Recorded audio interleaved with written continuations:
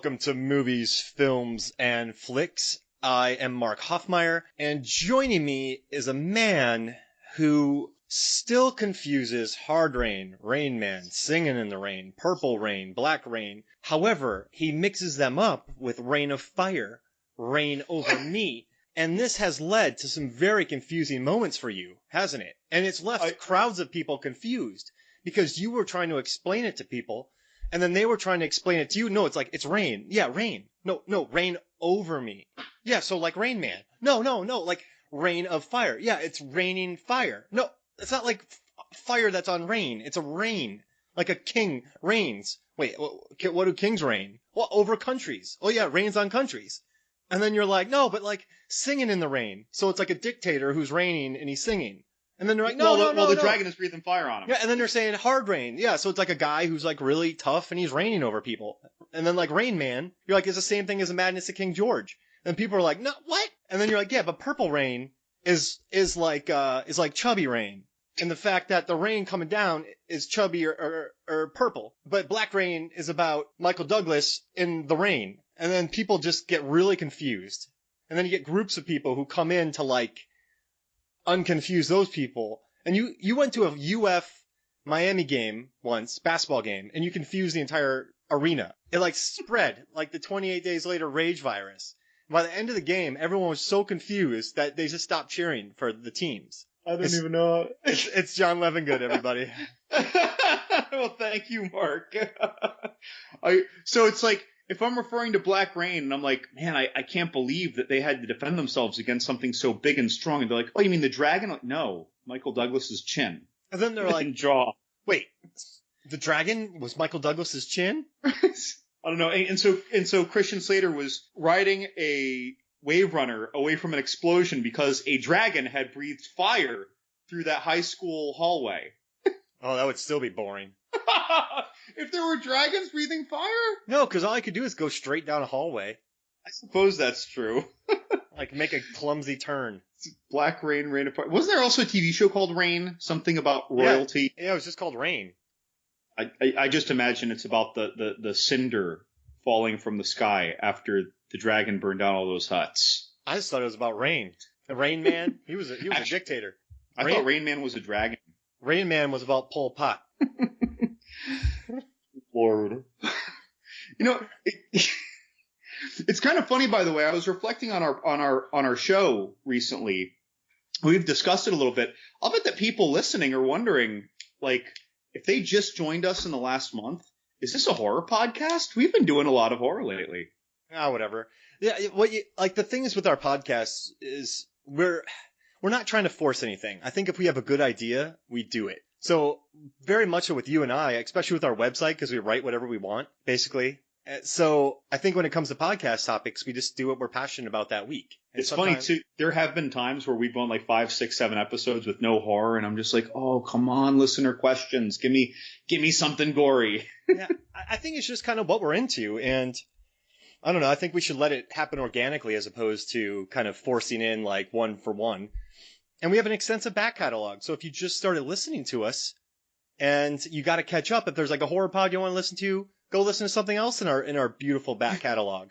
I know you can go all the way back to the days of Kurt Russell's best sleeveless moments. And if you love our podcast, make sure to go to iTunes to subscribe, rate, and review. Please. I believe we just got a few kind reviews lately, didn't we? Yeah, it's been really nice. I appreciate everyone doing that. I never thought if I'd ask people would actually do it. So, yeah, you know, if people ask me, it's like I want to reciprocate, but it's like, you know what, guys? Like, send me a link to your episode. Like, I sit in a lab all day in front of my microscope working on I'm an entomologist working on bugs, and it's like I listen to a few podcast episodes a day.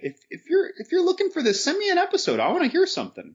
That's right. But yeah, we really appreciate it all. It's wonderful. Yeah, share. Send us questions, like send us mailbag questions, whatever you want. Just send them over to us where, we want to build a good community here of podcasting and blogs and websites.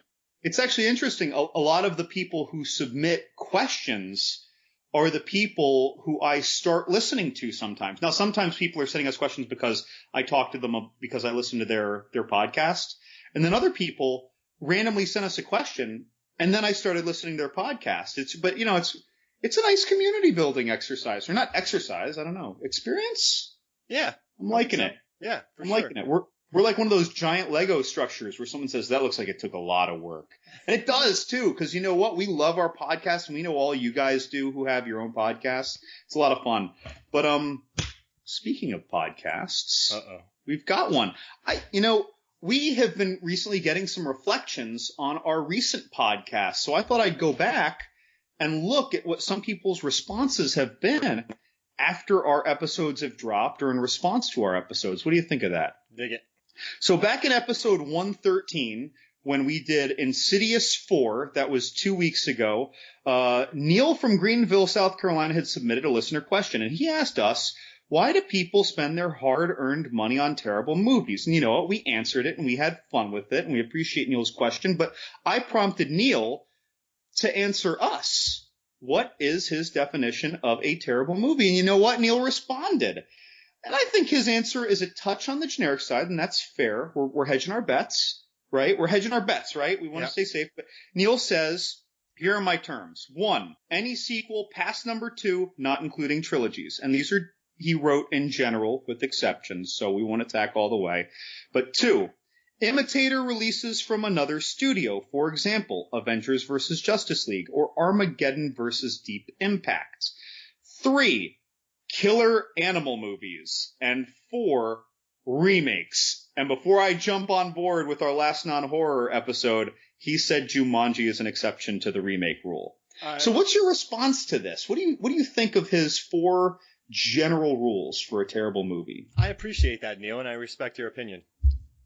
But you're wrong. No, man. But weren't we talking about this the other day? Like, every single person on this planet has a different definition of what's terrible. Totally. So it would just be like a hard rain, purple rain conversation. Like, people just get confused. Like, Purple Rain is art and Hard Rain is a great bad movie. Now, yeah, and also like terrible movies. Sometimes there are great terrible movies. I will tell you what a terrible movie. Totally. I don't know. So I don't know. I think trying to think my definition of a terrible movie are ones that are just fake. Like Transmorphers when Transformers came out? No, like Larry Crown with Tom Hanks. Oh, I gotcha. Just where it's just everything about it is fake. There's nothing real about that movie. He's this divorced guy, but it was her fault. He has a massive house. He works at a Costco. He lost his job. Then he goes to a junior college. He immediately joins a moped gang. He falls in love with an alcoholic married woman whose husband is addicted to porn. And then he makes out with this married woman. And then everyone's like, he's the hero. But I'm like, this is the most insulting movie I've ever seen in my life. And I watched a movie called The Circle the other day with Tom Hanks. How was that? Megan can attest to this. I almost died. It put me in a very stressful, bad place because it was so bad. It annoyed me so much, but it's the most fake thing on the planet. It is like, it's this book by Dave Eggers put into a movie directed by this guy I love, but it's all about like technology's everywhere. But it's like a movie made about that. And it has Emma Watson. She becomes this lemming for this company, but this company's actually bad because they want to be everywhere. And the movie, my heart started pounding. It was just the fakest, weirdest. Karen Gillan was in it. She was wasted. She's from Jumanji. It had a lot of people I liked. Like, Bill Paxton was in it, dude. I was like, how dare you? Like, there's a scene where, like, Bill Paxton, like, poops himself because it's really weird. And, that wasn't his last movie. And it just felt fake. So for me, it can be, I just don't like fake. Like, Primeval, that crocodile film, that's a fake movie. It's just, like, there's nothing good or bad about it. Movies that make me leave feeling nothing are what are terrible to me. About The Circle, by the way. Now, I was very intrigued by that movie, but not enough to go see it. But when I saw the trailer, the first thing that came to my mind was, this is Antitrust Part 2. And like the poster of The Madness of King George, look up the poster, Madness of King George movie poster. You'll see an old man running through like a hallway. That's what I wanted to do after the movie. Just away from the movie. I just wanted to run. I would have ran through my door and caused like a mark-shaped thing. So when I read Neil's rules, I thought of 2 things. The first thing I thought of was Nightmare on Elm Street's Part 3 and 4, which I love. Yeah. But again, he said these are generalities. There are exceptions. But then I thought of Piranha 3 Double D, which is a sequel of a remake of a killer animal movie. And I love that terrible movie. Although Piranha 3D was much better, and the original Piranha is a classic. And there was an original Piranha 2. Yeah. James Cameron. But I think that's like the triple exception. I also think movies, the majority of the time, movies that are cult classics that come out 10 years after the original are mostly bad. I love Blade Runner. That's an exclusion. But Joe Dirt 2, Boondock Saints 2, Zoolander 2. The only reason they exist is because there's a cult audience around them. And those movies caught lightning in a bottle, and there's a reason that they're cult films. So you can't... And does that make you nervous about Super Troopers 2? A little bit? Yeah, because it might just be more. Like, yeah. You eat a hamburger. Hey, that's great. You don't put 14 more patties on it. Like, you're going to eat it, but you're just going to be stuffed and you're going to feel gross. Like, just give me a little bit. Like, I don't know. That's a weird analogy. But, well, it's very, very fitting for me. Yeah. Yeah, but you would love that. You knew who your audience was when you were saying that. You would come running out of the restaurant with that thing in your hand and you would just put it up like Judd Nelson from, Breakfast Club. And you'd be like, that's hey, right. Mark, look what I got. I just think those movies, you can't replicate what those movies did because a lot of these films a lot of people didn't really regard them when they first came out for a reason. Because Zoolander really caught people off guard. Boondock Saints, Joe Dirt. Like, these movies have smaller audiences that are very vocal. So I think a lot of the time these sequels just have no magic behind them. The first one had magic. The second one, there's no magic. This is exactly why I'm happy that Van Damme never did any of his own sequels. Yeah, I don't know. I just think those movies, some are good. Blade Runner 2049, I thought was beautiful. Yes. I just think those are what constitute terrible movies for me because there's no point to them and they're fake and bland. Like, I will watch Troll 2 and just love it because it was made by a guy who thought he was making a great movie, but it was horrible. As far as killer animals go, Deep Blue Sea, bruh. Dude. Deep Blue Sea, bruh. One of the best movies ever. And there was one more and I forgot it. I think he is talking about Hard Rain. And that is movies that feature jet skis. Mm-hmm. So. Oh my god! And Jaws, though. Jaws, killer animal movie. Yeah. I mean, Jaws. I mean, we're talking about Piranha is basically a school fish version of Jaws, and Deep Blue Sea is like a contemporized honorarium, it seems, to Jaws. Lake Placid I enjoyed. Anaconda because of Jon Voight's performance. That's deliciously bad, is what I'm going to call that movie. Yeah. Terrible to me. I don't know. If I enjoyed something, and this, you're going to hate this, but Green Lantern, I thought, is an example of a terrible film because of this. Martin Campbell directed it. He did Casino Royale, Zorro. He did Goldeneye. This guy is a very good director. Ryan Reynolds is in it. Dude's really, really, really likable. Like, I don't know how you can not make Ryan Reynolds likable, but I watched Green Lantern and I felt nothing. I sat in the theater. I didn't smile, and I was never annoyed enough to make a cringe. And I was never happy enough to smile. I never furrowed my brow. I never did like a chortle. I never, I never got bored enough to pick my nails. I just kind of sat there and it existed in front of me. That's fair. Yeah. Well, I'll acknowledge that was some terrible filmmaking. I enjoyed it, but mostly for virtue of the fact that Ryan Reynolds was in it. I liked him more in the 3 minutes in X-Men or, the one movie where he's talking about bringing swords to his ex-girlfriend's wedding.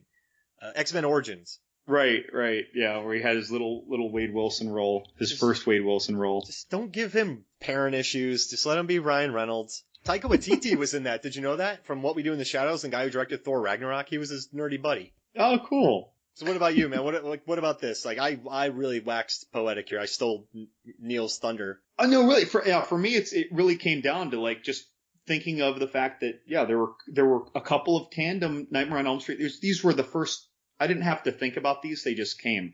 But Piranha 3 Double D, I'm calling it Double D now. It's like, is that what I'm supposed to call it?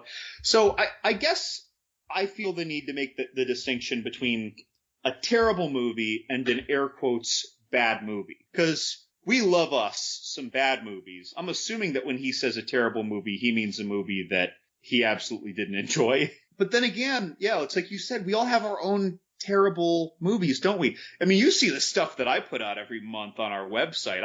I go out of my way to watch some nonsense bad movies. And you know what?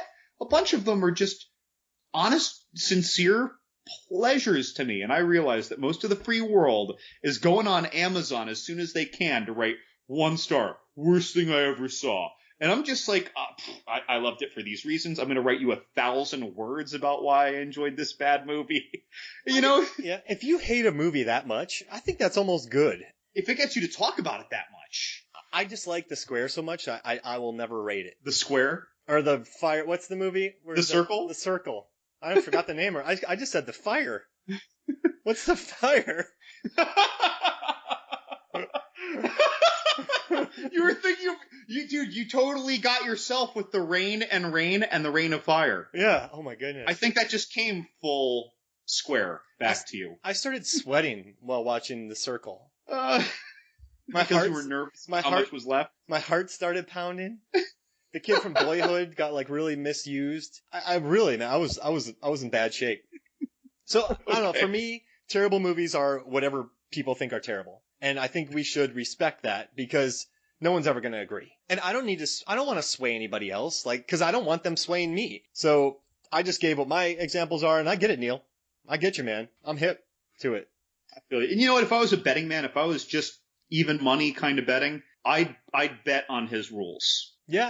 Is generalized. I'd bet on his rules. I think it's only going to be like a 55-45 for me because I like a lot of weird shit. But, you know, I still bet on his four terms. And if you guys want to read about remakes, I analyzed every single remake from the 21st century. And so go to Movies, Films, and Flicks. I think type in remakes. I actually did every single horror remake. I broke down the data for all horror remakes.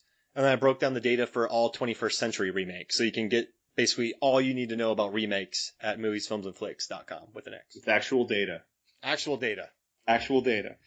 So we had another reflection on last week's episode. Last week's episode was episode 114, and we discussed office horror. We went over the two movies, The Belko Experiment and Mayhem, and the horror movie podcast you can find on Twitter is @HorrorMovieCast, provided a listener question, and it pertained to the kinds of enemies that people make or friendships people make or who they fight in these kinds of movies and how it affects them. And you know what? Horror Movie Cast, or the Horror Movie Podcast, wrote a little follow-up commentary because I was kind of reflecting during our episode as to what other office horror is out there. So they wrote us, does Stalled and Severance count as office horror? They are borderline.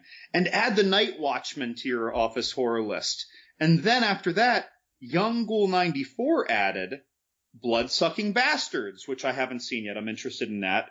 And the upcoming Office Uprising movie. And when I looked that up, I saw that the poster, it kind of looked like some kind of Zombie-geddon started because of, I guess, an energy drink called Volt on the movie poster, almost like the chicken nuggets and cooties.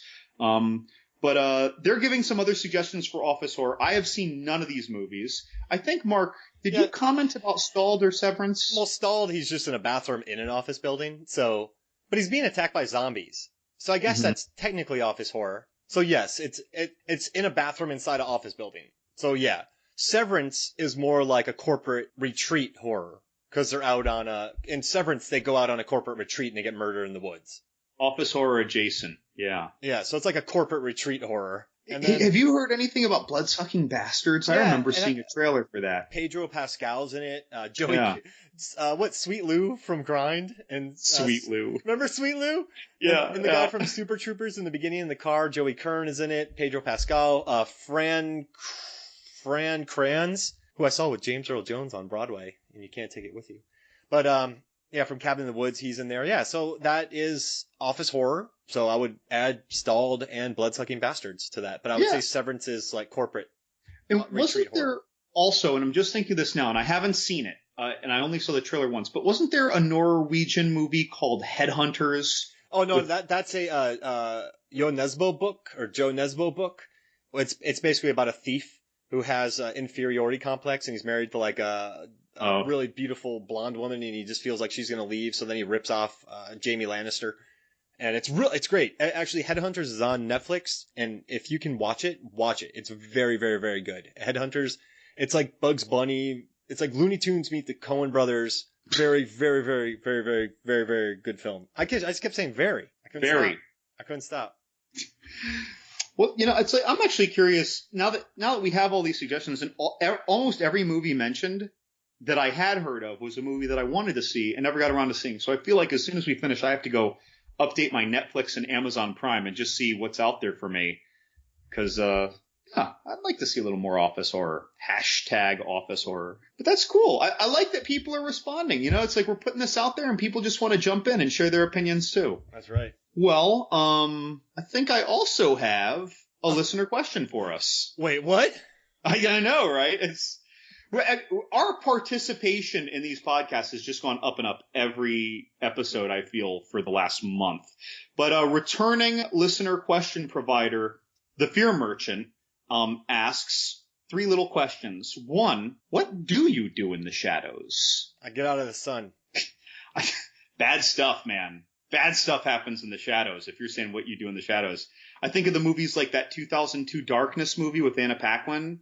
I think of that 2002 also movie called They, Pitch Black. where that woman... Oh, They? Yep. Yeah, They, where that woman was afraid of something that haunted her from her childhood that's in total darkness, and it was some weird, crawling, weird, spidery demon monster. And I think of that movie Lights Out. What was that, 2016, 17? Yep. Like all those monsters where specifically when the light is out, they can approach you, but when the light is on, they won't. And then there was that Guillermo del Toro kind of failure, in my opinion, that Afraid of the Dark. Is that what it was? Yeah, don't be afraid of the dark.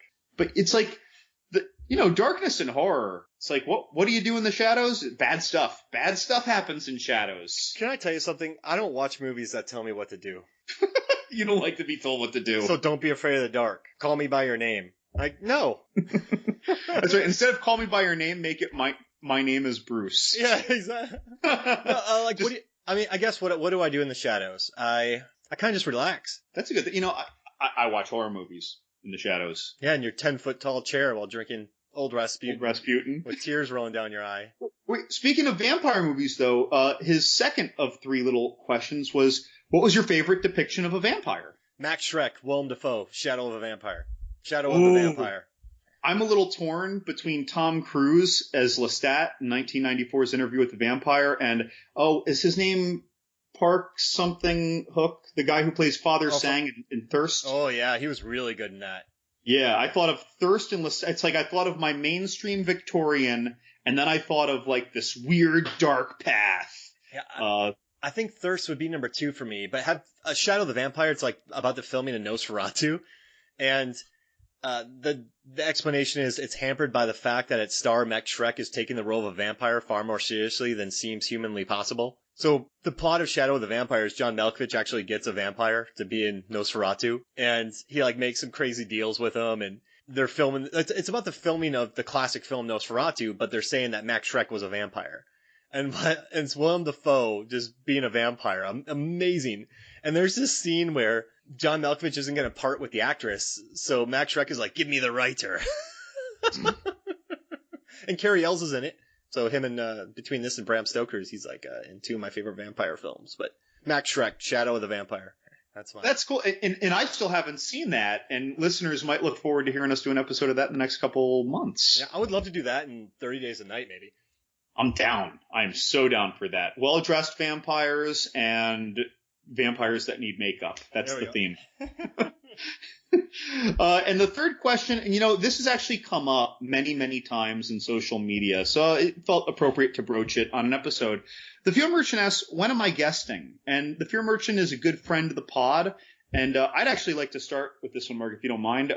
A year ago, John Franklin, who played Isaac, the head bad guy in the original Children of the Corn, approached us and asked to be on our podcast. And we thought about it, and just logistically, our schedules, just the amount of work that goes into getting one of these together in the first place, we're not in the best place to do that. We love this, and we love to have guests, I think, but it's really difficult. I find myself at a loss for words even when I thought about it. It's tough because this is our passion, but it's difficult to coordinate. What would you feel about that, Mark? Yeah, I mean, I'd love to have guests eventually, but I think we're getting to a nice flow right now since, I took over editing. We took over kind of this, just kind of me and you, as opposed to Lazvath, who will be back in the future as a guest. But I think once we kind of get on our, get our feet settled, get into a nice flow of podcasting, I'd be more than welcome to it. Yeah. I think it would also help if for some reason that person was in our general areas and could come to my house, and or I was in their area and could go to their house, or things like that, to limit the connections issue. But these are just logistical, technical aspects. The general manager of Cigar City Brewery, beer company, should go to your house and record a podcast with you. Yeah, he absolutely should. He can bring some beer. We can have some bottle sponsorship, Mr. Cigar City. I assume your surname is Cigar City, or is your last name City? Yeah, sir. Like, Mr. Coors Light is a great guy. Yeah. Mrs. Heineken. Yep. And Mr. Light. Yep. First name Michelob. Yep. Yeah, Michelob's a good dude. Mick. Good old Mick. Good old Mick. And good old Sig. I've been enjoying that Cigar City. So Neil, who wrote in earlier about his listener question from a couple episodes earlier, he actually asked me when he saw me that I was drinking their guava sour. He asked me to get him a couple bottles. I'm going to be not shipping because that would be breaking the law. So I will not be shipping them to him in the next couple weeks. You will be delivering them via your vehicle, packed safely. That lovely Cigar City sour beer, which I love. I think we should get into the topic. What do you think? Absolutely, man. So, you were the one who really brought this up. Like, what spurred your interest in our topic for today? All right. So our topic for tonight is Bram Stoker's Dracula. And this is a film that I watched when I was 11 years old. And I've never been able to shake it. It was out of my league when I was 11, but watching it was just insane. And it's always been on my brain. And I'm rhyming really well right now. But I recently managed an event in Napa. And the day after the event, my wife and I went on a winery tour. And it's not like people, you're going to be pretentious and be like, oh, why'd you go there? But I just wanted to see the movie props because I heard there was a lot of props at Francis Ford Coppola's winery. So we went, and at the winery, they had the flayed man war outfit that Vlad wore in the beginning of Bram Stoker's Dracula. And I was like, holy crap, like that's awesome. I was like, I need to watch this movie again. And then I was listening to a Ben Mendelsohn podcast. Ben Mendelsohn has a podcast? Well, he was on an episode of Happy, Sad, Confused where he was talking about how much he loves that movie, and so did the host. And then a friend of mine, Zach Beckler, wrote about it because the 25th anniversary was last November. And so it's just been on my mind. And I've really kind of seen a lot of people defending it as of late. I think there's very easy ways to make fun of it, but I've really witnessed this groundswell of support for it. So I brought it up to you and you were like, yeah, I just bought the 4K. And we planned this probably, a month ago. And I watched it again. And holy crap, man, this is just Bram Stoker's Dracula is a beautiful film. I mean, it won Best Set Design. I think it won Best Makeup at the Academy Awards. And it won Best Costuming. Best Costumes. And I think it is just a beautiful film. And it's the film that only an auteur like Francis Ford Coppola could make. And what's interesting, can I get in some backstory of it real quick? Oh, you jump in, man. You jump deep. So, Coppola ruled the 70s. And in the 80s, he had a lot of commercial disappointments. So in 92, Winona Ryder and him were clearing the air because Godfather 3, Winona Ryder was supposed to star and she dropped out last minute. That forced him to put his daughter, Sofia Coppola, in it. And her performance has been critically hated on, but that's only because she had to jump in at the last minute to fill in Winona Ryder's shoes. So they were clearing the air. And Winona Ryder was like, hey, you got to read this script by this guy, James Hart. And she basically said the script was like the book. It was like Bram Stoker's book. A lot of diaries, the way he told it. It wasn't like the old Hammer films with Christopher Lee and just Bela Lugosi. It wasn't like those classic Dracula films. This one was more close to the source material. So Francis Ford Coppola pitched it and he got approval.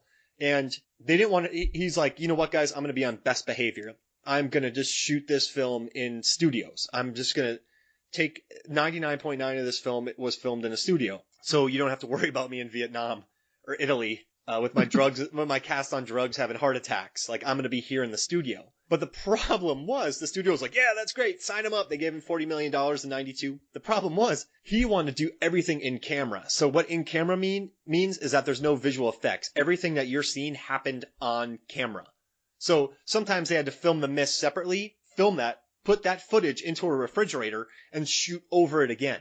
So everything that's on that film that you see was shot in camera with special effects. the visual effects crew said, no, we're not going to do this. So he fired them all, and he brought in his 29-year-old son, Roman, who had never worked on anything so big. So you have this massive film with a huge cast: Winona Ryder, Anthony Hopkins, Keanu Reeves, Gary Oldman, just a hot cast: Richard E. Grant, Cary Ells, Sadie Frost, Tom Waits, for just Monica Bellucci, just great stars. So this whole film, everything you see was shot in camera. So what you see, they did practically on set, which is insane. Miniatures, we're talking. They had mock-ups, miniatures. They had, when he's reading a letter, you see the picture of Winona Ryder falling. Remember when Vlad is reading the thing?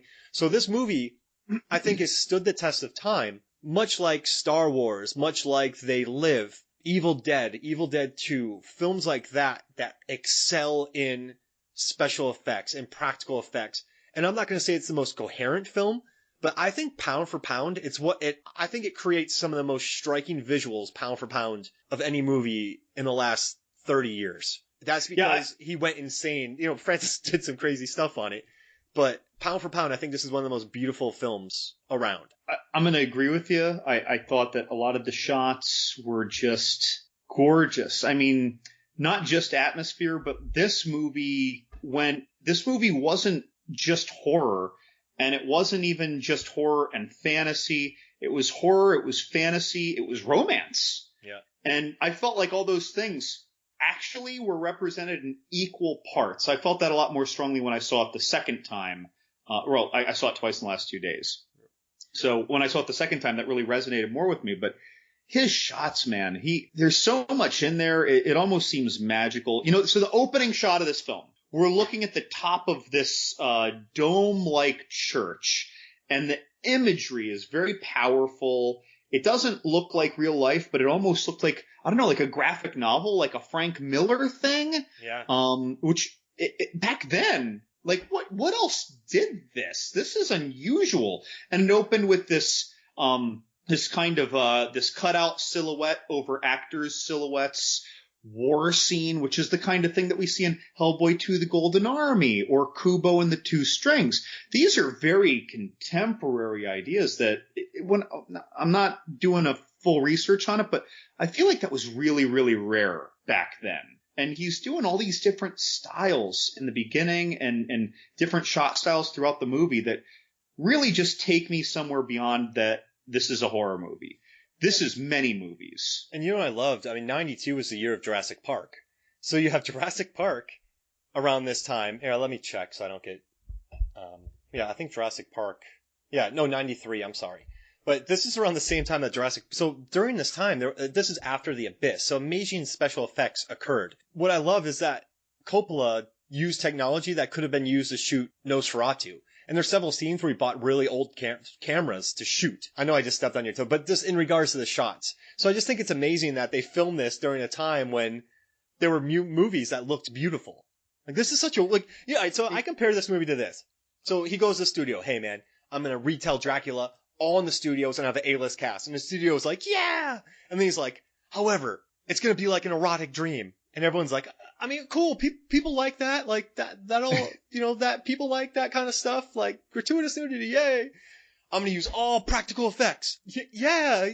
But what do you mean? I wanted to shoot it with so I feel like at first they were really excited and they said yes. And then he kind of told them everything he was going to do. And everyone's like, oh shit. And there was a lot of problems behind the scenes. Like it went too long. It made a boatload of money. But, this movie was almost like, not as much ridiculed as Waterworld, but there was a lot of bad buzz behind it. I have trouble understanding that. From the pre-production side or filmmaking studio side, I guess I see that apprehension. But God, I am enamored with this movie. I am true blood glamored by this movie. I'm already rhapsodizing about all the shots and the visuals, but the scoring, good Lord, yeah, beautiful score. Everything that could every component that you could put into nailing whatever tone you're targeting, I feel like he just hammered that atmosphere perfectly all the time. I really do. And so when people pick at it, I don't know. I get a little we love our movies. Sometimes we get defensive when people pick at our movies. Yeah. But I don't. It's like I feel like someone should be forced to acknowledge what went into this and what was impressive about it before they say, but I didn't like it. It's okay to tell me you didn't like it. Don't tell me it sucks. Don't tell me it's bad. Like you can dislike a sports team, but you can't say they're bad athletes. They're better than me. Yeah, exactly. But yeah, let's kind of jump into this movie. And when I was 11, I remember watching this, and the scene where Vlad is he has to go to war. You know, he's part of the church. He goes and he battles Crusades, right? Is this around it's 1492? It's 1400s, and he goes and battles. But that scene, what I always remember is when he sticks the men on the poles and hangs them up in the air. Just the visual of that. And then he comes back. He finds out someone sent a fake letter. His wife, she killed herself. He renounces God and becomes a vampire. He stabs a cross and it bleeds. Dude, that scene, by the way, that was one of the cooler, like, sacrilegious scenes. I'm not saying that sacrilege is cool, but that and some of the scenes from Stigmata are kind of like in my tops for contemporary sacrilegious scenes. Yeah, and then, you know, just the way they shot it. And Gary Oldman's intensity. Dude smolders. Like, The Rock would be jealous of his smolder. And I forgot how young he was when he made this, by the way. Yeah, this is 2 years before Professional. Where, you know, he made Sid and Nancy before this. People knew him as a great actor. But this is before he was really big. And he's probably going to win an Oscar this year, which is pretty awesome. I don't know. So I guess cut to current day, and you got Keanu Reeves, Jonathan Harker. I want to get this out of the way. Keanu Reeves, right? His accent in this movie is very bad. However, I've been reading a lot of interviews, and Francis Ford Coppola basically said Keanu Reeves was the nicest guy, and all he wanted to do was perfect this accent. And Francis Ford Coppola just kind of felt bad for him, and he thought he was such a nice guy that he was never that tough on him. So he just kind of let him. He never pushed him because he was just kind of worried about how, you know, he was just so earnest at this time, Keanu Reeves. So yes, Keanu Reeves had this accent, but at the end of the day, the director yelled cut, and he printed it, and he put it on the screen. So, and that just encourages Keanu to keep doing what he's doing. And you know he worked his butt off, and you can see in this film just some of his reactions. This guy put his heart into it. He just didn't have the skill set yet because he hadn't been forced to do any of these kind of movies. I mean, would Johnny Depp have been better at this time? Probably. I don't blame Keanu because at the end of the day, someone yells cut. Like, right. So someone's not telling him he's missing the mark. Yeah, and he tried hard. He just couldn't nail it. Like, I don't know. Dude, I swear, if you could see anybody trying hard on the screen, it was Keanu. He was trying to own that so hard. And I gotta say, yeah, I don't know what that sound was that he was making accent wise, but whatever it was consistent. Yeah. It's not like a movie. Like there's so many movies out there where you catch like someone saying half a sentence where it's like, wait, they just lost their accent. Yeah, that didn't happen. I was gonna make a joke about how his family moved from, Lebanon, and he was second generation, and he was just trying to adapt the accent. Like, I was gonna make a joke about that, but that would have brought more attention to his accent. I wasn't unhappy with Keanu in this movie. No. He didn't nail that accent, but I was fine with him. I loved his journey to Dracula's castle in the train. Yes! So much cool imagery, too. And so he's on this train, you see it's beautiful imagery, and one scene I want to talk about is the carriage driver with the claws. Yes! Now, yes! The scene where he takes his hand, so this carriage driver sticks his hand about 8 feet, puts his hand on Keanu's shoulder, and pulls him into the carriage. They actually shot that on the crane. The crane moved him when they did that. Like, that was, they really did that. But this coach driver, what was it? Dracula? What? So... is that what so that's like, see, I didn't know how to take that, because it wouldn't just be some minion. It was clearly something evil, so you thought that was Dracula then? I think so. Okay. I mean, it was this big hand. Yeah, I feel like it was Dracula. Or is his assistant Hank? His assistant Hank? Could be Hank. So it's either Hank. It's Renfield's cousin Hank. Yeah, it's Hank. It's Hank or it's Hank Dracula. Renfield. It's Hank Renfield. Now that was really cool. By the way, so that mysticism with the carriage, but just to jump back a little earlier though, the sacrilege scene in the beginning, is it me or was that, now Sid and Nancy was one big spaz out, but in terms of an on point, an on cue tantrum, was that the beginning of Gary Oldman's historic cinematic tantra? Well, I think the card had already been push started with Sid and Nancy. And then I think it was helped with this And then I think it went to full insanity with The Professional. Everyone, you know what I'm talking about? Just as like, I don't know. Right. I think the car, it was already going when he did this, but that was a great temper tantrum. Yeah, I mean, that, The Fifth Element, The Professional, they're all separated by 2 years. I love that. His intensity, you mentioned it, his intensity is perpetual in this movie. So it's like whenever we mention anything with him, dude. Yeah. And you want to hear something cool? People are like, shut up, Mark. I want to hear about the movie, not the facts. But, Francis Ford Coppola told the designer Iko Ishioka, she was a graphic artist from Japan who did some really great artwork for his Apocalypse Now films. He told her that he wanted the wardrobes to be the sets. Because the sets weren't very expensive. Like, some sets were expensive. But the majority of the time were spent on the wardrobe. So, you know what? The first thing I noticed was Keanu's awesome coat when he got out of the stagecoach. But I want to talk about Dracula's red robe. Oh my God, best robe ever. With the phoenixes on it. He put Snoke to shame with that robe. Yeah, Snoke was like lounging. His robe was a commitment. And, he's just trailing 20 feet of red behind him like a blood bride. Like, I feel like Dracula is one of the worst hosts of cinematic history. You mean because of his temperament at Keanu's first dinner? Yeah, he's just I would be petrified in fear if I was at that place. Dude, he's swinging a sword. It's like he swings a sword at you when you say the wrong thing about his history lesson of his family. And dude, I agree. If someone swings a sword at me, you know what I don't say? I'm sorry, I have offended you. Yeah. No, I'm going to get up, I'm going to drop kick you in the nuts and run. I would just be frozen. I'd be like, hey man. Or that. My bad. A little of that. Hey, what's over there? Yeah, exactly.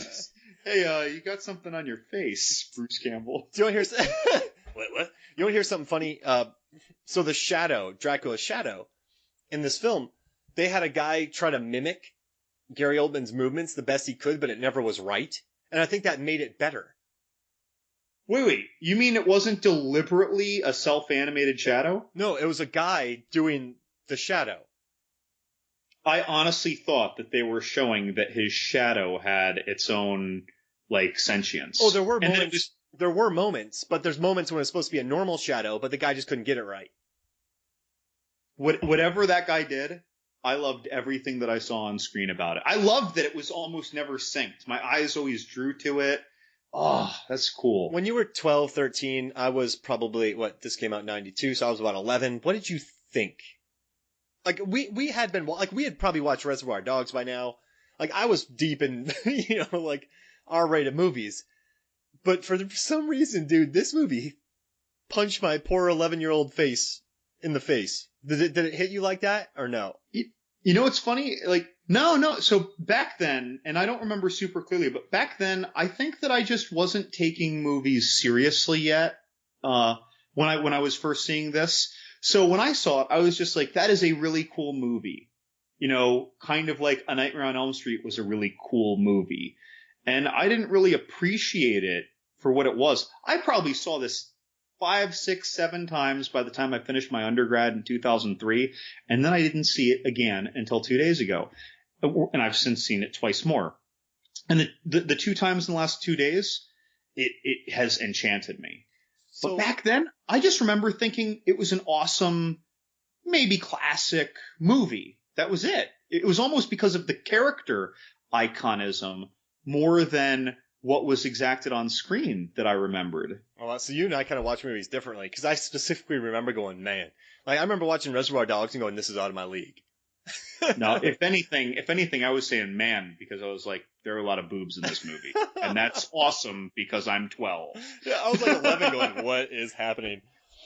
But no, I don't recall that. Yeah, I just remember it being like I was pretty desensitized at an early age as well, though. Like my first horror movies or my first horror movie ever, after my dad went to sleep, I was up with my intoxicated uncles, and my first horror movie was Evil Dead 2. Nice.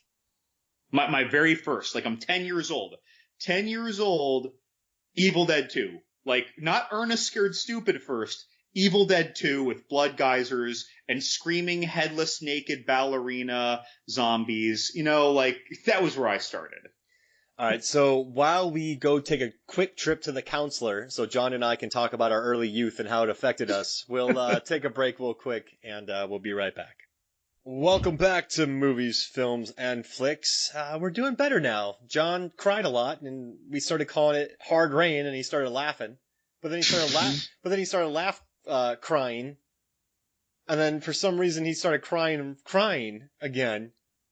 And then I started crying because of just the way that your emotions turned. And then we had to pay the lady like $400. That sounds typical. Yeah. Psychiatrist. Great. So, question? Yeah, we got another listener question. Return listener question submitter Alex Vorkov from Twitter asks, what did Gary Oldman, the world's best actor, think when he heard various American co-stars attempt to add an English accent? I'll diplomatically say that a couple of the key cast members of this film tried super hard to do English accents and fell short. Gary Oldman, who is English and a brilliant actor, had multiple scenes with those said cast members. And just as a follow-up with that question, Slasher Trash, also from Twitter, asks, did anybody believe that Keanu Reeves was really English? I assume he means as a character. And we've started to address this in our first half. What's your take overall? I guess, but I feel like if he knew that somebody was working really hard, I'd assume that he wasn't going to hate him. He's probably annoyed by it. But yeah. I also think I don't think anyone can hate Keanu. Yeah. Well, also, if I'm not mistaken, I think that Alex Vorkov is from the UK. Gotcha. As well. Yeah, I guess we pick up on accents too when people try bad American accents. But I don't know. I think we've covered this. I think I'm guessing. I like Gary Oldman. Yeah, so I bet he tried to help. I don't know. If you meet somebody who's trying really hard at something, like, you can't be that pissed at him. Right? I don't know. I think you just gotta. Well, Gary Oldman was younger too. Yeah. So I imagine that. Well, I'm not saying that Gary Oldman is less patient now, but I think that as a younger actor who had less clout, I think that inherently makes you, more patient and understanding that people are trying. It's not like he was acting for 20 years. Yeah. So at the time, I want to try something right now. You're Keanu, and I'm Gary Oldman. Let's act out a dinner. Okay. Let's act out a dinner scene from this movie. You want to do it? Yes. All right, Keanu. This is a terrible Keanu. Okay. All right, so this is gonna make everyone feel better about Keanu Reeves' accent. So I'm gonna be playing Gary Oldman from Dracula. Oi! So you're gonna do a British guy doing a Romanian accent. Yes. And I'm gonna do an American doing something like a British accent. Yes.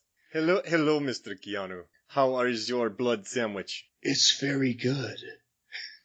Great. I noticed you're not eating your wolf tongue. Do you not like wolf tongue? I have a mild gluten allergy. Is there gluten in this wolf tongue? I do not understand. What is gluten? It's something that wussy America... Oh dear, I shouldn't do that on the podcast. I don't want to alienate anybody. Excuse me, Mr. Keanu. I thought you were English. I am English. It's a very curious accent. I have offended you. I am sorry. It's fine. Here's my sword. Take a look at sword. Let me swing sword. Hey, what's my sword? Why are you brandishing your sword at me, bro? Alright, so now everybody, Keanu wasn't that bad. No, so Anthony Hopkins though, he didn't trying care. to do. He wasn't trying to do anything. His accent was supposed to maybe be German. He was doing 8 gin rickeys and go to set. Whatever. If someone's going to criticize Keanu, I would ask them to instead watch a few clips of Anthony Hopkins in this. And I think that Anthony Hopkins is, in general, great. But in this, he was just a stack of hubris, just saying whatever he wanted, however he wanted. Can I ask you a question? Sure. What's a better Anthony Hopkins throw? When he throws the 3 heads into the crevasse, When he throws Benicio del Toro in the Wolfman? or when he throws the chair The chair. in the Wolfman. Chair throwing or triple head throwing? Definitely the chair. I'm going to say I wasn't impressed with his triple head throw. It was more of a drop. It was more of a drop. Yeah, it was just like, plop off the bridge or whatever that was. Can I ask you a question? Another Always. one? If you're a vampire hunter and you are in Dracula's lair and you cut off his 3 evil demon bodyguards' heads, right? Are you just going to like throw them down a crevasse, or are you going to be like, yeehaw, and just through like an overhand? Are you going to are you going to take one at a time and throw them like Keanu does in the Replacements? Are you going to, what are you going to, I'm talking about throwing decapitated heads. I mean, normally I think that that character, the way that character was presented, it would be like one of those Nickelodeon slam dunk contests with the trampoline. But because of the day that he had before that, remember in the movie though, right before that, he had one hell of an evening. So I guess like that really was where he was just like a little beaten down in his own, even his own ego was beaten down. He's just like, it was like taking out the trash when you have to go to work on a Monday and you got to sleep at 4 a.m. after a bachelor party. And you just like that was what I saw. Gotcha. So you're more impressed with his chair throwing in the Wolfman. Dude, that chair throw. No, I know that was not an in-camera chair throw, but that was a very dynamic chair throw. In the history of cinematic chair throws, that probably ranks rather high. Yeah, I mean wow, I need to write a post about the best chair throws of cinema. You've been talking about that chair throw for, well, gosh, it's 2018. It's been almost a decade. It was just so unnecessary. But it looked awesome. Yeah, just Anthony Hopkins throwing a chair.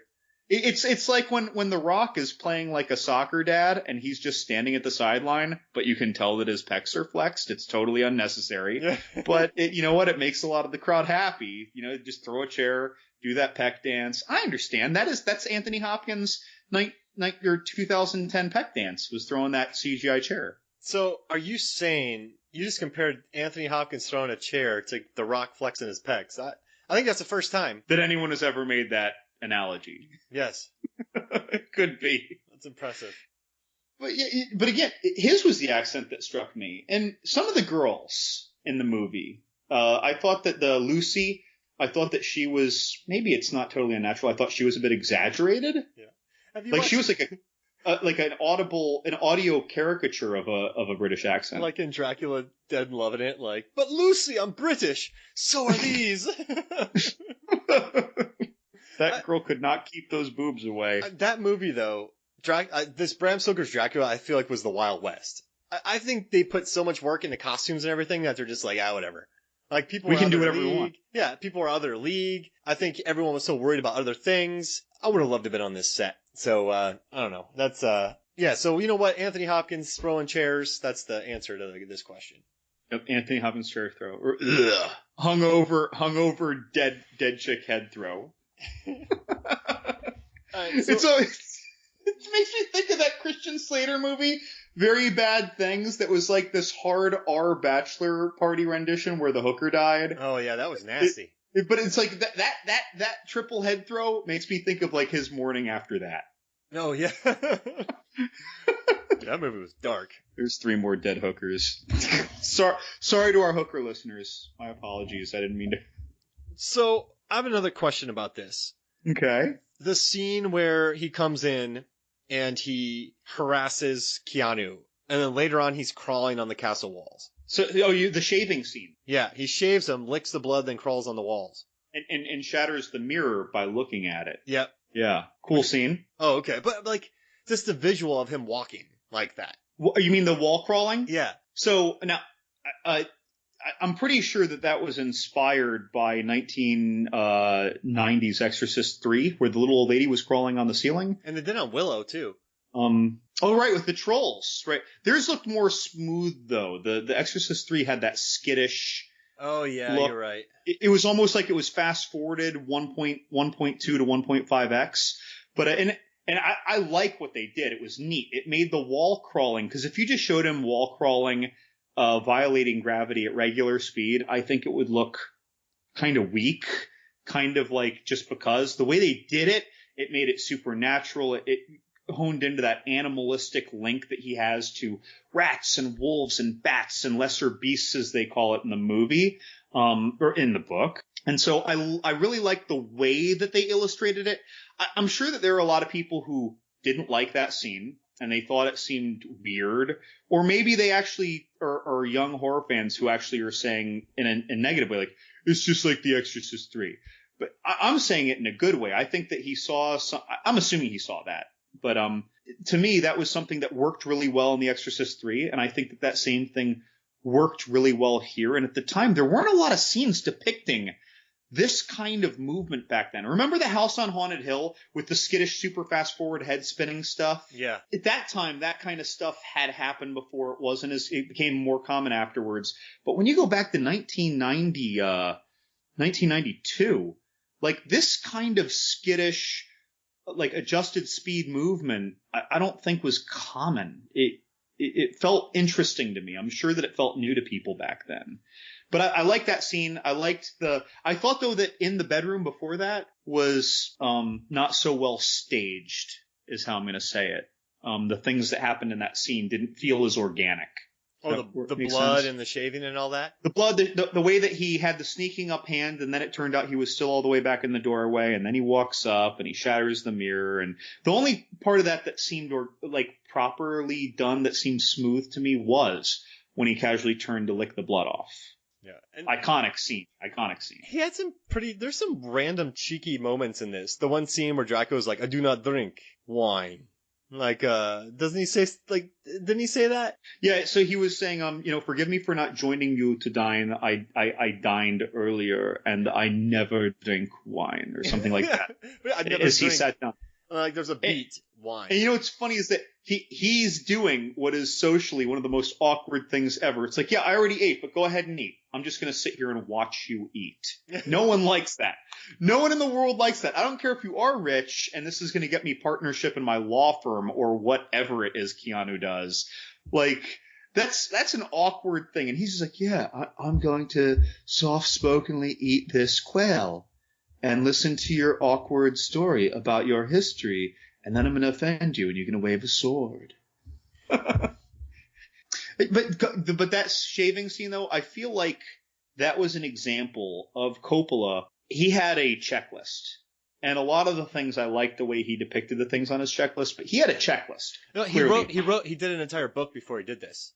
But I mean, he had all these things that he wanted to get on screen. Yeah. And that shaving scene was a scene where he could do 3 of them in like 90 seconds, with the blood licking of the shaving, with the mirror break, with the reaching arm, and then it turns out that he was, you know what I mean? It's like he was, and then the wall crawling right afterwards. He was trying to cram a lot of content into this movie, and that was one of the moments where I felt him cramming it a little bit. He had an entire book. He animated an entire film to show his designer's wardrobe. He showed a movie to people how he wanted this movie. It's crazy. Yeah, no, you're right. I think this was kind of like a jam session like a jam-in session. And the funny thing is, if you just show me the 30-second clips of each of those things, I liked each one. It was just in that particular 90-second scene, they didn't have the synthesis that a lot of the other scenes did for me. And I'm not saying I didn't like the scene, by the way. I like all the elements that were there.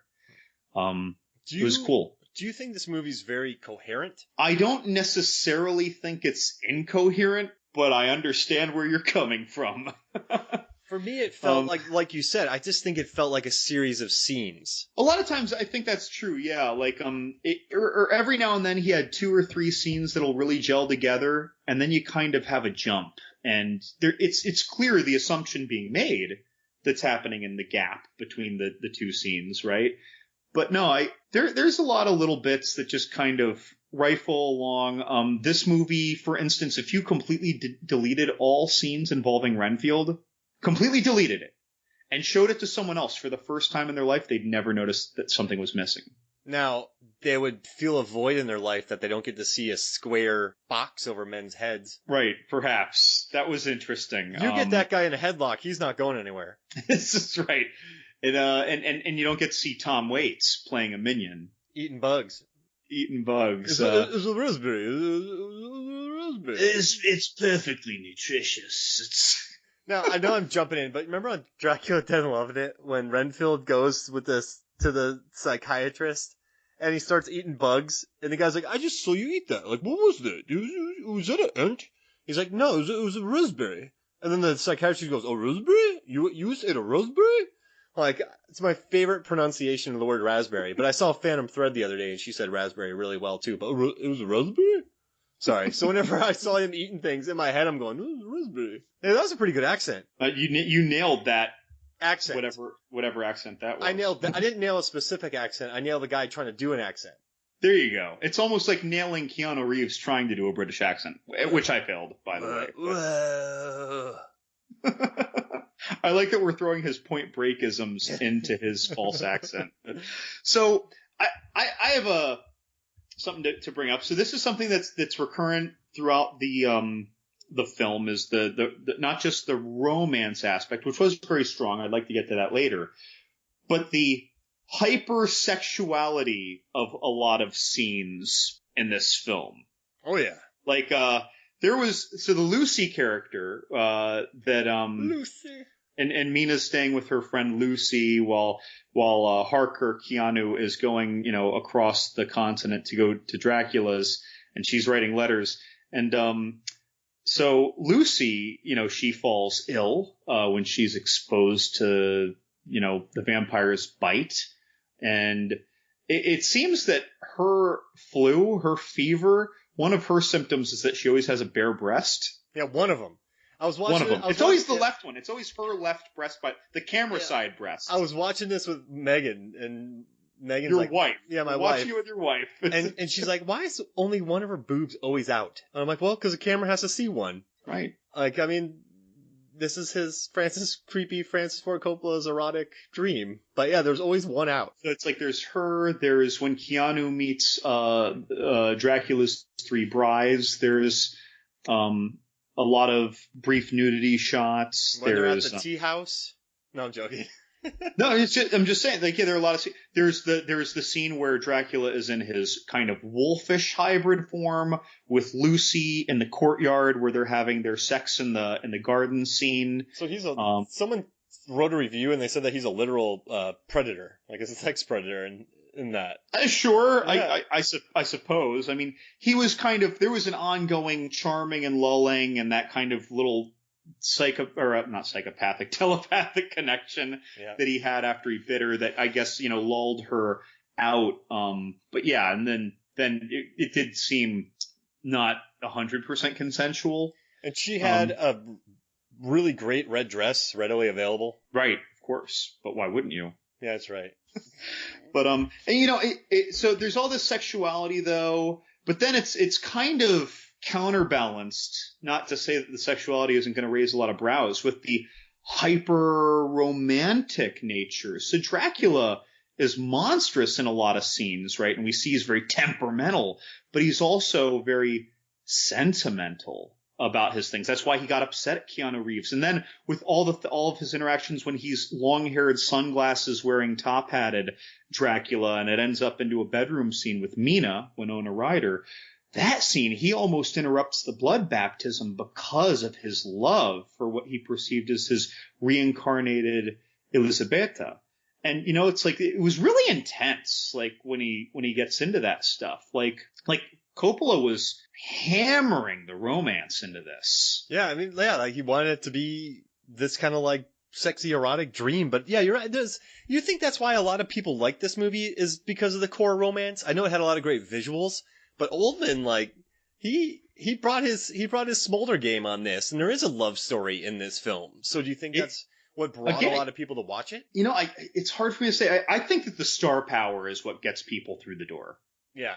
I think that, even if you tell people everything that we're saying, I think that what's going to get someone to agree to watch this movie for the first time is the cast, and a mild interest in a vampire movie, perhaps.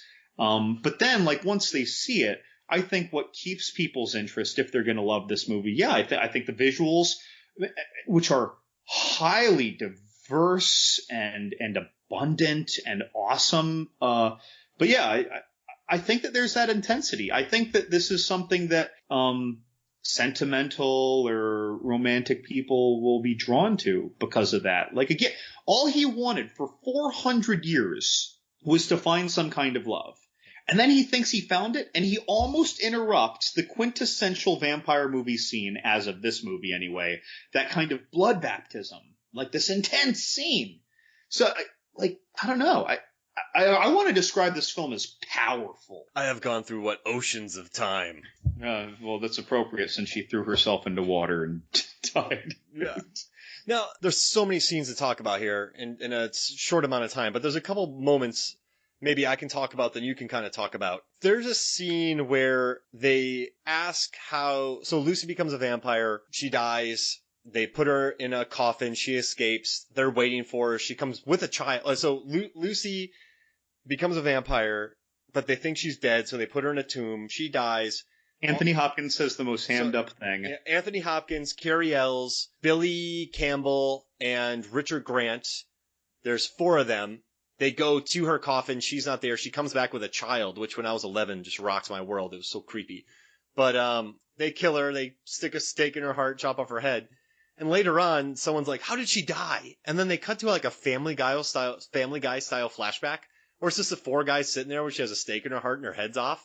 I was like, where did this scene come from? But it's similarly funny because before that, when they're still at the wake, Anthony Hopkins is talking to, was it Billy Campbell or Richard Grant? He says, Richard Grant, yeah, he says, yes, I need you to meet me later with some post-mortem knives. He says, well, why, an autopsy? He says, oh, no, it's not that. I just want to remove her heart and chop off her head. And he said it and it was funny. Like, Anthony Hopkins thought that was funny, and I felt that he thought that was funny. And he's the only thing that is repetitively funny in this movie, and it's like he thought he was in a different movie sometimes. But then that scene that you just mentioned, though, that kind of Family Guy flashback, where they're just awkwardly looking at this horrible scene. I was like, what movie is this? And then they also show some bloody, and then they cut to Anthony Hopkins cutting this massive slice of meat. Yep, I like that too, yeah. I'm like, what movie? You can't relax while watching it, at least for me, if you're really into it. Because it's just so jarring, and there's so many great moments, so you're never at ease while watching it. Do you think so? I'm into it. You actually made an interesting comment, by the way, when we were just talking about this before podcasting. You had told me how this took a lot out of you watching this, even though you love it. Yeah, no, I was exhausted. I don't think I could watch it a lot. I mean, the thing is about this movie is, there's some films that tell a very linear narrative. They tell a very traditional film, and so it can just kind of cruise by. But when you watch movies like you said, Thirst for Me, or I Saw the Devil, or they're different from this, but Dracula, Bram Stoker's Dracula, this movie's not, I mean, obviously it follows a time frame, but it's disjointed, and it's uneven, and it's not entirely cohesive, and there's random moments, and there's so much going on the screen that watching it it's great. It's a compliment, but it's also it's not an easy watch. And that's not a bad thing. I gotta agree with you. It's not an easy watch. It's a beautiful watch, as we've mentioned. It's definitely intense. I mean, this is kind of the heavy-handedness of a Romeo and Juliet of horror. Yeah. And with all the kind of the death and weight and this almost undying to the point of torture longing, as opposed to the teenage impatience and suicide in Romeo and Juliet. But also, again, beautiful movie. What'd you think of the creature effects in this movie? We see kind of Wolfman Dracula. We see turn into, the Rat Man. The swarm form of rats is not really any real spectacle, but he has a hybrid bat form scene when he's crying. He has old man Dracula. There's that wonderful makeup. There's all the hair work, of course, but that's not really a special effect. And then there's bat form Dracula when he's interrupted in the room with Mina after the blood baptism. These scenes, I thought that the special effects of him in bat form were, especially for their time, right up there with the bat form critter in Daybreakers. Yeah, I think a lot of movies have stolen from this film. There were scenes in here where I watched them this looks like From Dusk Till Dawn for moments, and I noticed other things. And just the different forms, the huge bat. Had that happened? You've watched a lot of old vampire films. I'm thinking like Near Dark, Fright Night. Well, Fright Night did the huge bat in the finale, But and it also in that kind of form, though, the big like yucky form. yeah. Oh, okay. It was more demonic looking, but it was still meant to be the hybrid bat form. It was only in the end when they killed him. And remember in the basement? Yeah. And then they mimicked it in Fright Night 2 with the woman, Carmen something or other, who played the sister of Jerry in the sequel. She also had, again, a more demonized, almost gargoyle-esque bat form. And it also had Fright Night, the first one had, the second Fright Night had the wall crawling, and that was the kind of mullet guy who turns into the wolf form of the bat. And then Meridian, which was from 1990, had the Wolfman sex scene in the garden. But again, that's also just taking from Bram Stoker's Dracula. These movies are also taking off of that. Yeah, but a lot of these scenes, though, I'm just saying, like, these scenes were done before Bram Stoker, a lot of them, but not by very far. It's usually just like one movie ahead of Bram Stoker. And then the wall crawling was also done in Exorcist, but first it was done in Fright Night 2 in 1988. And if there were other movies, I don't know them, but that's what comes to mind first. But again, we love Fright Night. One day we'll pod about that.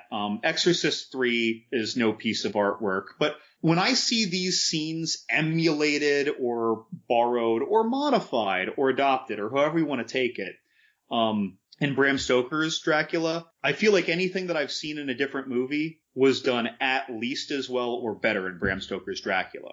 Yeah, 25 years later, they still stand the test of time. I mean, when you look at these effects, Jurassic Park's effects, but I don't know how they did it. There's a couple scenes in this movie where I'm like, how did they do that? Like, I don't know. Maybe I'm just a sucker for nostalgia, but I've watched with kind of Hellboy and the recent Star Wars when they go to these big bazaars and there's all these creatures. Now I know there's budgets and I know you can't design all these creatures, but none of them have impressed me as much as Star Wars, The Thing, Bram Stoker's. Do you think that's just a focus on the craft? Less of them? I'm going to come back to Neil's statement. I'm speaking in generalities and not exceptions, but I think that when you have CGI in general, right, that you just know that you can make 20 characters.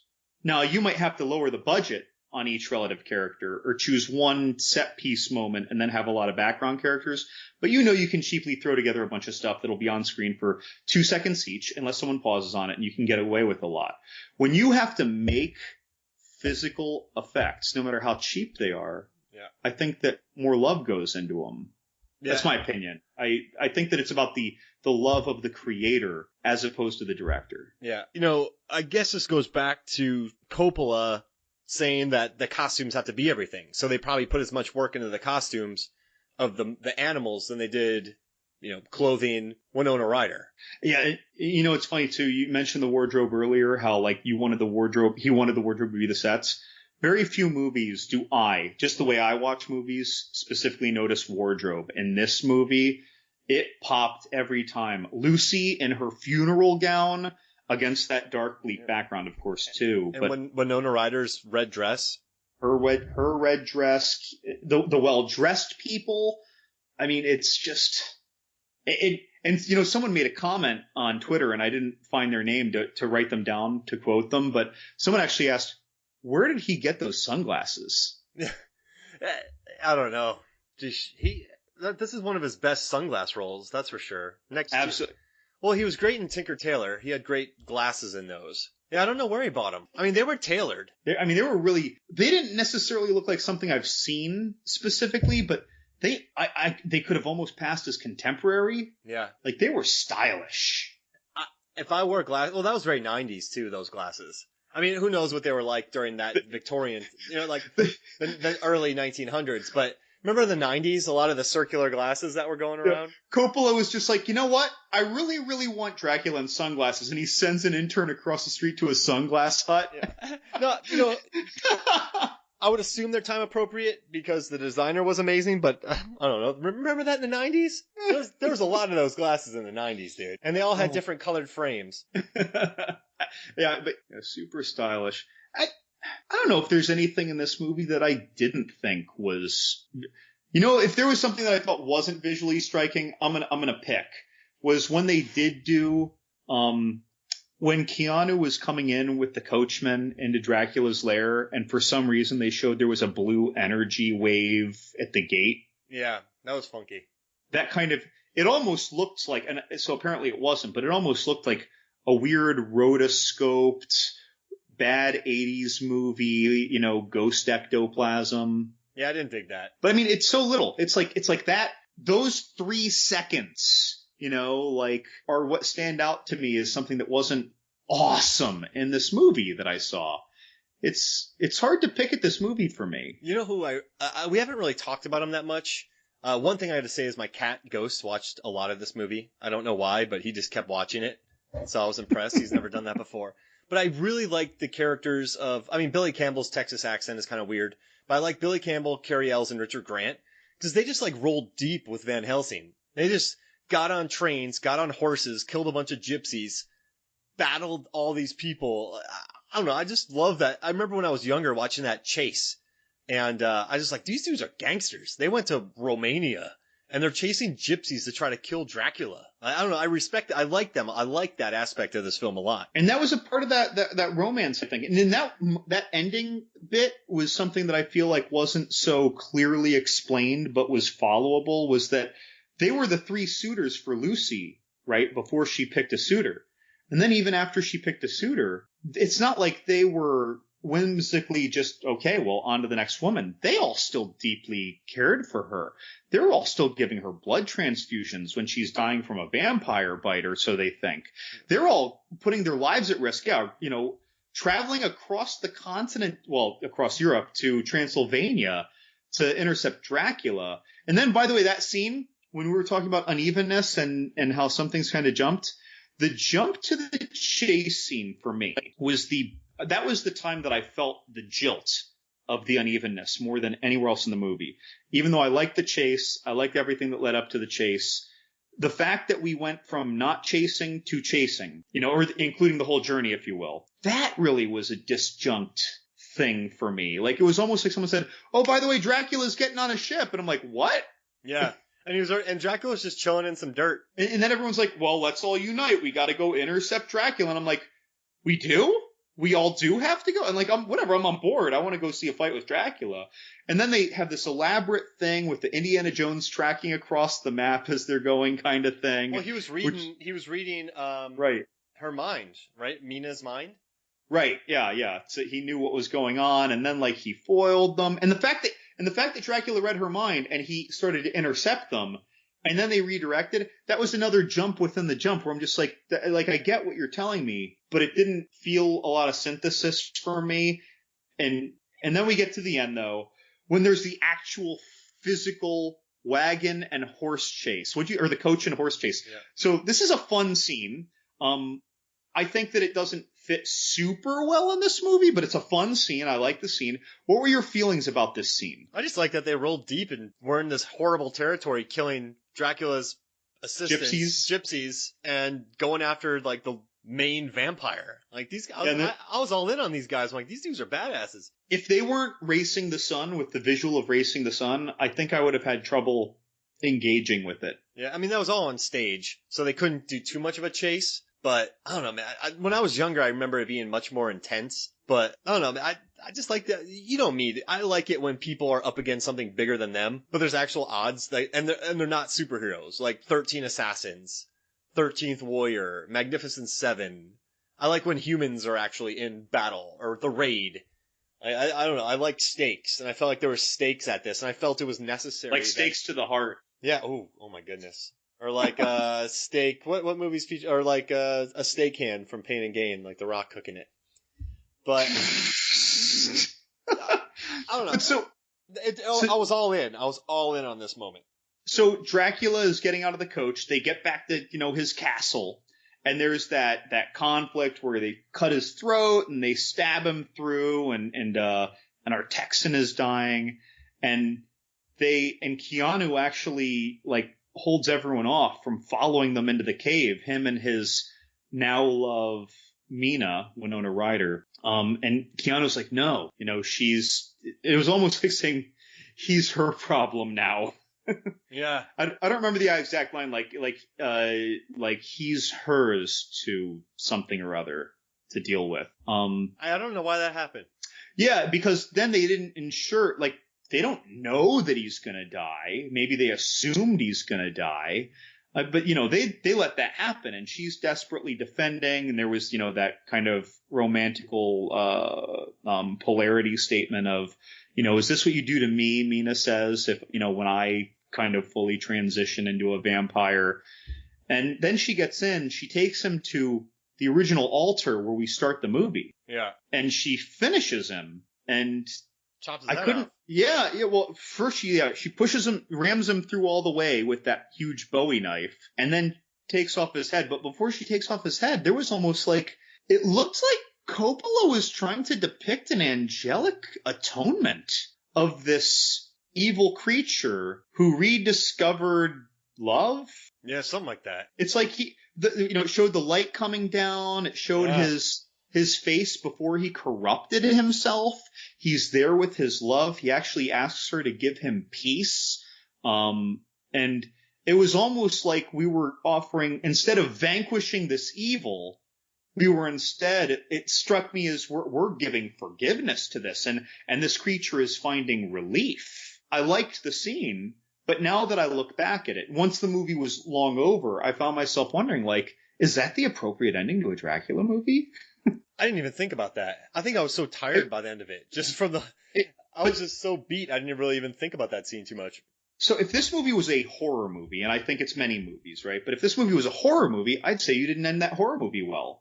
But with this being such a romantic and fantastic movie as well, it actually makes it seem appropriate to me. Because again, this was as much a horror as it was a romance, and then equally a fantasy movie. You know, it's funny. I actually found myself a couple times with the visuals, and some of the dancing scene that Dracula briefly had with Mina. I even thought of things like Labyrinth and Legend, the dancing scenes in those. I feel like that must have been in Coppola's mind when he had that little scene. But again, so it's like these fantasy components felt very strong to me. I really appreciated them. Yeah, no, there's a lot of fantasy. This is a hybrid Bram Stoker's Dracula. It's faithful, but it's also very much in Coppola's brain. So I do think he added a touch of a little bit of everything in here. There's definitely a kitchen sink aspect to it. I like his kitchen sink, I'm going to tell you. I do appreciate his kitchen sink. So we had a few more questions, right, about this? We do. We have a couple more. We have a first-time questioner from Twitter. I like this play on words because I like the Hellraiser movies, but at the Cinnabite, the Cinnabite, he asks, or she, I'm not sure, do you think this film is overrated or underrated, and why? All right, so it has a positive rating on Rotten Tomatoes. It made a lot of money. It made probably 140 million, R-rated. In the early 90s? So it made 80, then you just add inflation onto that, so let's say 140. It won several Oscars, so I don't think it's underrated or overrated, but I also think it's underlooked in regards to its overall ambition and set design. People don't really talk about this movie much. Mm-hmm. So it was successful and it won awards, but right now I think you know what though? I've heard a lot of people rallying around this movie. Film lovers love this movie. Generally general assessment. I think if you're in a film and I don't know. I remember my cousin Terry loved this movie. Or no, my step half aunt loved this movie. I don't know. That's a random aside. But I guess if someone said, Mark, overrated or underrated, I would say it leans more towards underrated. I really want to agree with you. I'm going to go a totally different direction with this. A lot of times I've seen a movie that I didn't really like or appreciate personally. And sometimes they're kind of deep movies. And there have been times where someone has literally commented on our website on my review and said, you didn't get it. And now I'm not telling people who didn't like Bram Stoker's Dracula that they didn't get it, but I'm just saying that it's possible that you were watching this as a horror movie and judging it as a horror movie. And I think that it's like there are a lot of times when I walk into a movie expecting a certain kind of thing and it affects my whole thought process about it. And this time I knew I had seen it a dozen times, and yet I totally forgot a lot of it. And I just was totally, I don't know, open yet excited to see it. I feel like there's a lot in this movie, and it's, if you're not sitting there specifically with a ticket for this ride instead of just, I'm going to watch a movie, I think that there's a lot to be missed. And I think it's easy to focus on a bad accent or some poor breaks in continuity between scenes or the breastiness of some of these scenes. You know, I think it's easy for something there to take an errant viewer out of the movie. And I think that can violate their enjoyment of the movie. I don't know. So again, I'm not saying that it's not like they didn't get it, but I think that there's a lot here. This is one of those movies where I'd say, please watch it again. Would you recommend this movie to a lot of people? I absolutely would. I think that the star power gives me the power to recommend it and get people to watch it. Now, how they're going to react, I'm going to be hopeful, but I guess just the way they watch it. Like, oh, hey, I got some time on an airplane. Or if you watch this movie in the wrong circumstances, I could see you not enjoying it at all. If you watch this on an airplane and once every 20 or 30 minutes you are distracted for even 5 seconds, I think that it's going to have a significantly negative impact. Whereas if that same thing happened to you watching the Ace Ventura, you enjoy it just as much. Or like Kong Skull Island or something. Or Kong Skull. No, yeah. That's an airplane movie right there. Well, honestly, I thought it was vastly superior, but the 2006 King Kong, I think that it's okay if you're occasionally distracted from that. I didn't finish the latest King Kong. I watched it again, like in about 8 different increments, but I didn't want to watch the ending because I was like, I like this monkey. Yeah, I do think this is underrated. All the times I've ever heard anyone talk about this, and it's not that I'm proud that I said it out loud. I'm sure I'm not the only one, but I don't hear other people saying, likening it to a fantasy movie. I don't hear other people likening it to a romance. I think that they're going to call it a horror movie that happens to have a love story. I think that they're going to say, and I don't see people talking about fantasy. We are, but that's not something that I've heard at least enough for that to stick. If you say, hey, did you see Bram Stoker's Dracula? No, I don't really like horror movies. You know, that's the kind of answer you might get.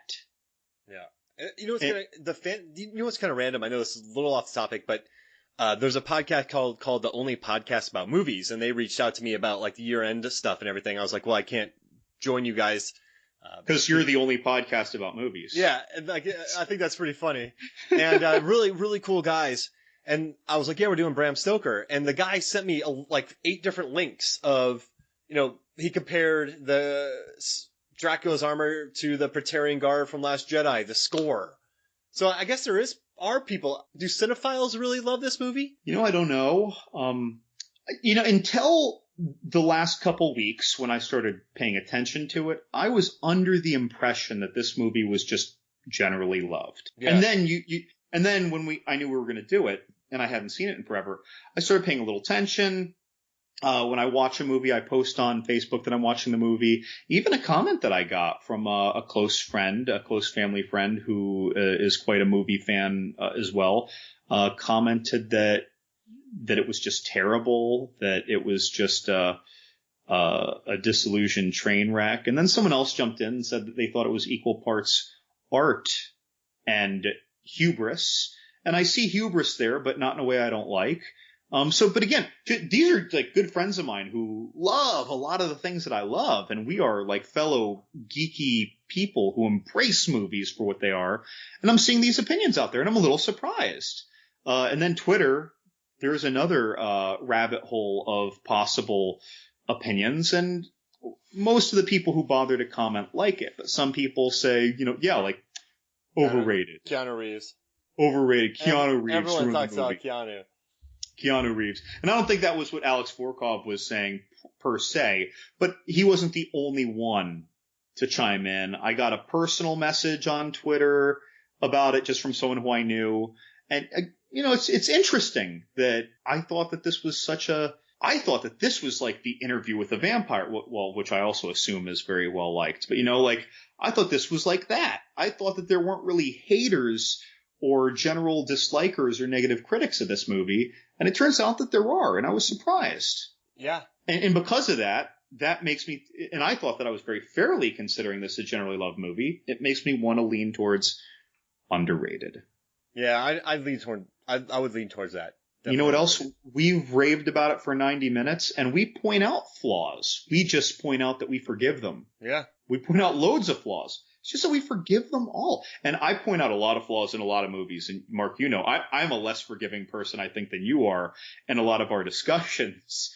Because you have a closer filmmaking side perception of things, and I have a more, I don't know, like passerby critic side to it that's maybe a little less forgiving or thoughtful on the first go.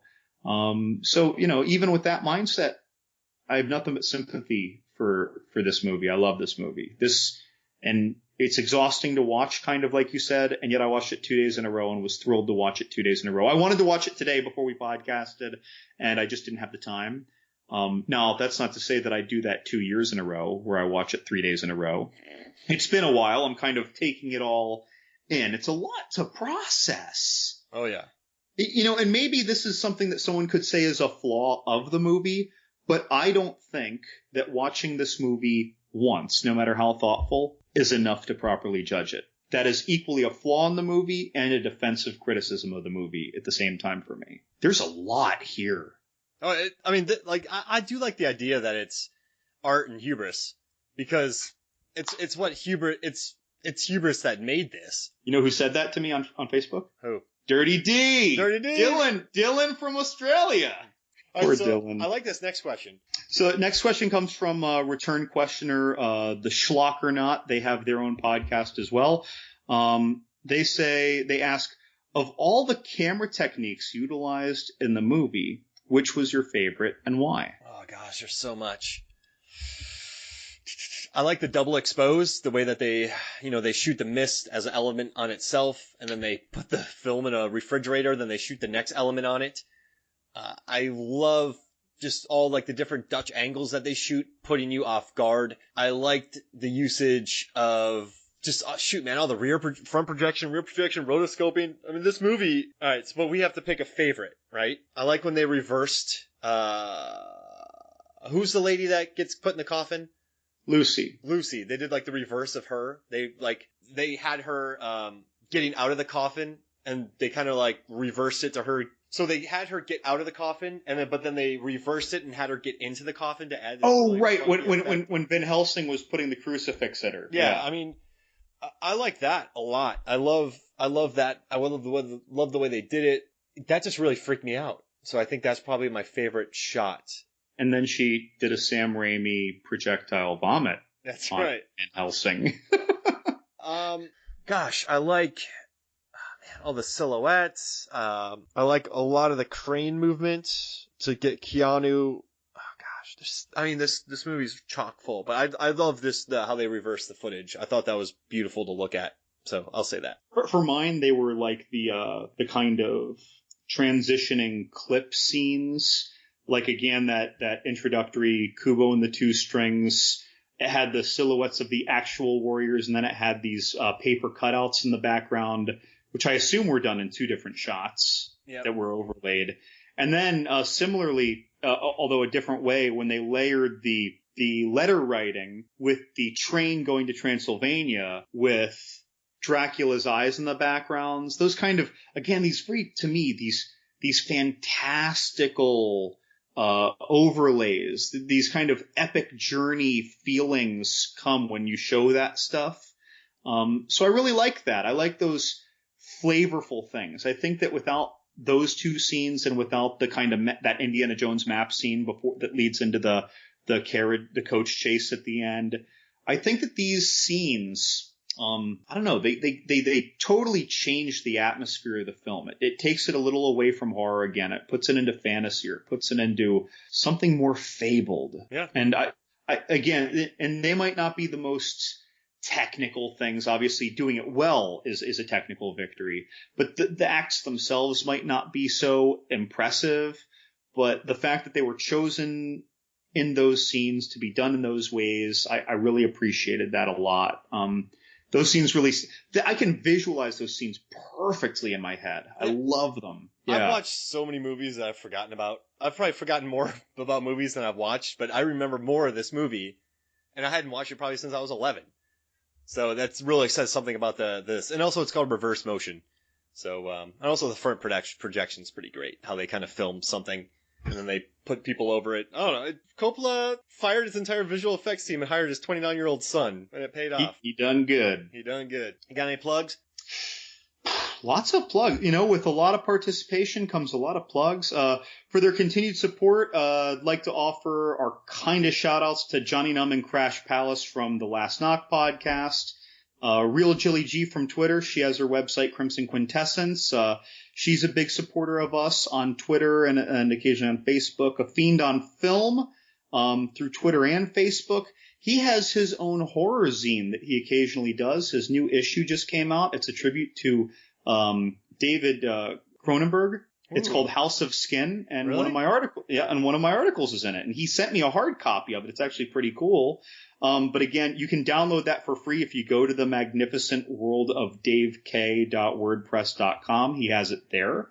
Nice guy. He's always sharing our podcast on Facebook. Beyond the Void podcast, that's at BTVcast. You can find them on iTunes as well. They gave us some questions before. They just did their episode on the Belko Experiment and Mayhem.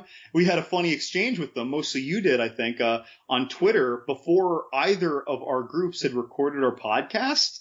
And they gave us a listener question, which we answered. And they said that they'd answer the same question in kind. And I was listening to their episode today.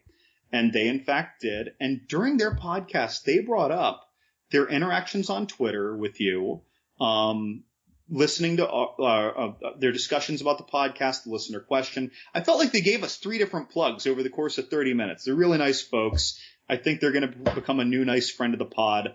I think that their episode was called Corporate Horror Part 2. I don't think they called it Office Horror. They did a whole Part 1, though, that I haven't even heard. Oh, Jesus. So I'm curious to hear what their other takes on office horror were. And then, of course, for contributing listener questions, we got to say thanks to Neil from Greenville, the Horror Movie Podcast, and then on Twitter, YoungGhoul94, the Fear Merchant, Alex Vorkov, Slasher Trash, the Cinebite, and the Schlock or Not podcast. All wonderful people who give us these great questions, or they add commentary that make us think about things in slightly different ways. Please keep giving us your listener questions. We love answering them, and we love going back and forth with you guys about these movies. Mark, you probably have something to say, and you should also let people know what we're going to be talking about next week. Yeah, so I'd like to thank the Only Podcast About Movies. Really nice guys. They actually learned about me from Reddit, and they asked me if to be a guest on their pod so I could basically share all my stupid data about 2017. So that was really cool, man. Like, really good guys, good podcast, good product. So if you check out the Only Podcast About Movies, and then also check out Robert Lamb. He has a bunch of podcasts. We're part of the podcasting group with him, 7 Lambs on Blog Talk Radio. Also, please rate, review, and subscribe. Please subscribe to the pod. That would be amazing. And next week, we are going to be covering Happy Death Day, PG-13 horror, and movies that repeat themselves. So we got Edge of Tomorrow, Groundhog Day, a movie I worked on called Premature, which is on Netflix. So if you want to watch a movie that I worked on, it's a teenage sex comedy where a kid wakes up every night he wakes up in the morning after having a wet dream. Mom walks in on him every morning. It's horrible. And it has moments. Alan Tudyk's in it. But no, mainly we're going to talk about Happy Death Day. It's just a charming film. And if anything, I would watch it. It's good. It's breezy. It's fun. I really like that movie. It's fun. It's nice. Like it's a $5 million movie that does exactly what it needs to do. So yeah, we're going to cover that.